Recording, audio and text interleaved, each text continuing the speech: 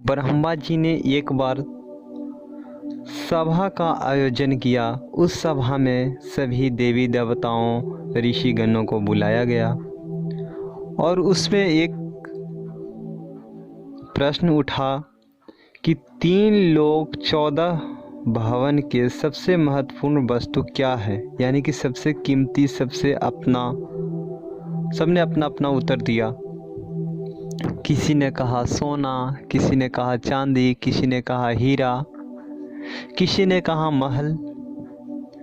तो ऋषिगणों ने कहा कि नहीं, ये तो हो नहीं सकता है, और तो कुछ बताइए। किसी लोगों ने तो कोई कुछ नहीं फिर बताया। फिर बोला कि गुरुदेव आप ही बताइए कि क्या हो सकता है। तो ऋषिगण ने बताया कि सबसे बड़ा प्रेम होता है। तो प्रेम कैसे? वो प्रेम नहीं जिसमें आप ये बात सोचते हैं कि इससे कुछ हमको लाभ हो सके, मतलब कि मतलबी जिसे बोला जाता है कि मतलबी, इससे कुछ हमको प्रॉफिट हो, वो प्यार नहीं होता है। आप वो ज़रूरत के लिए प्यार करते हैं, वो प्यार नहीं होता है। तो उसी सभा में नारद जी बैठे हुए थे। नारद जी किनके भक्त हैं? नारद जी विष्णु भगवान के भक्त हैं। तो उन्होंने बोला कि नारद जी श्री लक्ष्मी जी से सबसे ज़्यादा प्यार करती हैं। मेरे प्रभु ऋषिगण ने कहा कि मतलब कि उनके पास भी उतना प्रेम नहीं है। आधी रात को गजेंद्र ने पुकारा, लक्ष्मी जी को दौड़कर छोड़कर चले गए। सबने बताया कि आप ही बताइए सबसे ज़्यादा प्रेम कहाँ सीखना होगा, किससे सीखना होगा? तो उन्होंने बताया कि महादेव जी से और पार्वती जी से। वो कैसे? बताया कि महादेव जी हैं, वो कैलाश पर्वत छोड़कर कहीं नहीं जाते हैं। नारद जी को बात अच्छी नहीं लगी। वो विष्णु भगवान के भक्त हैं, तो उनको तो यार नहीं अच्छा लगा नारद जी को इस बात। तो नारद जी ने बोला हम उन दोनों के बीच में झगड़ा करा दिए तो? यार सब लोग के बातें में तो पता है, कोई बीच में बोल दे कि हम झगड़ा करा दे तो देखिए, ऐसे तो शंकर भगवान और पार्वती जी के बीच में तो झगड़ा होता नहीं है, लेकिन अब कोई बीच में बाहर से आदमी आकर घर में झगड़ा करा दे तो वो तो अलग चीज़ें हैं। अब नारद जी रोजाना कैलाश पर्वत पे जाना स्टार्ट कर दिए। तो खुदा न खास्ते एक दिन महादेव जी पर्वत छोड़कर कहीं चले गए थे, किसी काम से बाहर निकल गए थे। तो नारद जी ने वहां तुरंत पहुंचे।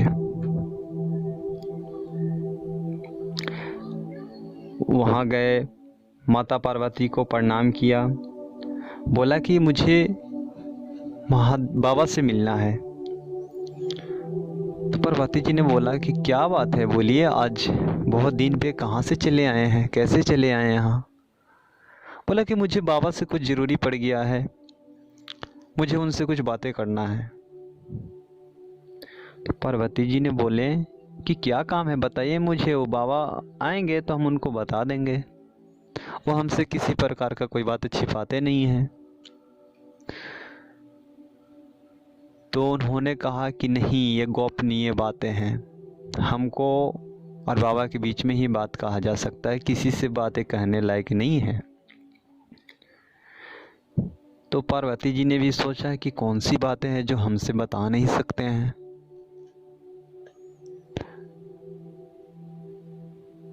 तो भी पार्वती जी टेंशन में पड़ गए कि कौन सी ऐसी बात है जो हमको आज तक नहीं बताएं। तो नारद जी ने बताया कि बाबा और मेरे बीच में कुछ व्यक्तिगत बातें करना है। माता रानी टेंशन में पड़ गई। कहा जाता है कि अगर जो कोई भी बाहरी व्यक्ति आपके घर में झगड़ा कराना चाहता है तो आराम से झगड़े करा सकते हैं। नारद जी ने बताया कि आपको क्या अमर कथा कहाँ है वो। नारद जी ने बताया कि आपको अमर कथा के बारे में बताए हैं। तो पार्वती जी ने कहा नहीं, ये बातें तो मुझे बताए नहीं है। नारद जी ने पार्वती जी से कहा कि वो अमर कथा उन्हीं लोगों को सुनाते हैं जिससे सबसे ज़्यादा प्यार करते हैं। तो पार्वती मैया ने सोचा कि वो हमसे यानी कि प्यार नहीं करते, इसीलिए हमको वो अमर कथा नहीं सुनाए हैं। तो बोले ठीक है। तो फिर उन्होंने बोला कि ठीक है मैं चलता हूँ। तो नारद जी वहाँ से कहे कि ठीक है मैं जा रहा हूँ, लेकिन इस बात को बाबा को मत बताइएगा। बोले ठीक है। शंकर भगवान के आने से पहले नारद जी चले गए। जब पार्वती जी घर में सो गए, लेट गए, गुस्से में थे, आए उधर से शंकर भगवान, तो सोचे कि यार मुझे दरवाजे पे कोई लेने आया नहीं अभी तक। गए घर में बैठे रहे, देखे पार्वती जी सो रखे हैं। फिर जब पति पत्नी के बीच में जब झगड़ा हो जाता है तो किसी को समझ में नहीं आता है कि क्या करें। तो शंकर भगवान ने भी सोचा कि क्या हो गया, वो भी अपना आके बाहर से बैठ गए। जब पति पत्नी के बीच में झगड़ा होता है तो बच्चे से ही बात किया जाता है, दोनों के बीच में बच्चे के द्वारा बातचीत स्टार्ट होता है। तो शंकर भगवान ने बोला कार्तिक दिनेश कहाँ है। तो पार्वती मैया ने बोला मुझे क्या पता कहाँ है। तो शंकर भगवान ने भी नहीं समझ पाया। शंकर भगवान ने बोले कि आज भांग नहीं पिलाए हैं। बोले मुझे भांग पिलाने के लिए लाए हैं क्या यहाँ? मैं भांग पिलाने के लिए आपको शादी किए हैं क्या? शंकर भगवान ने अब समझ गए कि हो ना हो कोई बात जरूर है। शंकर भगवान ने अपनी आंखों को बंद किया तो सारे नज़ारा देखा कि यहाँ पे नारद जी आए थे। तो पूरा बातें जान गए कि उन्होंने ही कुछ बातें यहाँ पे किए हैं और उसी का परिणाम अभी मिल रहा है। तो शंकर भगवान ने बोला कि क्या हुआ, क्या दिक्कत है? पार्वती जी ने बोले कि आप हमसे अमर कथा सुनाए हैं। बोला शंकर भगवान ने तो टेंशन में ही हो गई, ये बात किसने बता दिया। तो समझ गए कि नारद जी ने ही बताए होंगे। तो बोले ठीक है हम बताने वाले ही थे, लेकिन आप बोल दिए हमसे। शंकर भगवान ने एक बात बताया कि इसलिए नहीं आपको बता रहे थे क्योंकि स्त्री में एक चीज़ होता है, महिलाएं में, कि 2-4 जन एक जगह हो जाते हैं तो बात चलने लगता है। और ये जो अमर कथा है नाम से ही लग रहा है कि किसी को ना बताना चाहिए, और जो लोग सुनते हैं वो अमर हो जाते हैं। इसीलिए आपको हम नहीं बता रहे थे क्योंकि आप किसी और को बता दीजिएगा। तो पार्वती मैया ने बोला कि ठीक है हम किसी को नहीं बताएंगे। तो शंकर भगवान ने बोला ठीक है तो चलिए स्टार्ट करते हैं हम अमर कथा। तो उन्होंने पर्वत पे सबसे ऊपर चले गए। कथा स्टार्ट करने से पहले पहली ताली बजाई। पहला ताली बजाया तो वहाँ के जितना भी जीव जंतु थे वो पर्वत छोड़कर दूर चले गए। और दूसरा ताली बजाए तो त्रिशूल पूरा पर्वत को 3 बार चक्कर लगाया ताकि वहाँ आसपास में कोई लोग नहीं रहे और वहाँ के हवाएं वातावरण शुद्ध हो जाए। तो शंकर भगवान ने अमर कथा स्टार्ट किया। अमर कथा स्टार्ट करने से पहले पार्वती मैया को ये बातें बता दिया था कि आपको कथा स्टार्ट कर रहा हूँ तो आप हूँ स्वामी हूँ स्वामी हूँ स्वामी करते रहिएगा, नहीं तो निंद्र तो कैलाश पर्वत पे ऊपर एक कल वृक्ष के नीचे बैठकर कथा स्टार्ट करने के लिए बैठते हैं और उस वृक्ष के ऊपर एक अंडा रहता है। और अंडा किस चीज़ का रहता है? सोए का। सोए मतलब कि तोता का। तो कथा स्टार्ट करने से पहले कुछ पार्वती जी के नियम बताते हैं कि आपको सोना नहीं है। तो पार्वती जी बोले ठीक है, नहीं सोएंगे, क्योंकि निंद्र रानी भक्ति की परीक्षा लेने आती हैं कि हाँ कौन लोग भक्ति में मलीन है, कौन लोग भक्ति में मलीन नहीं है।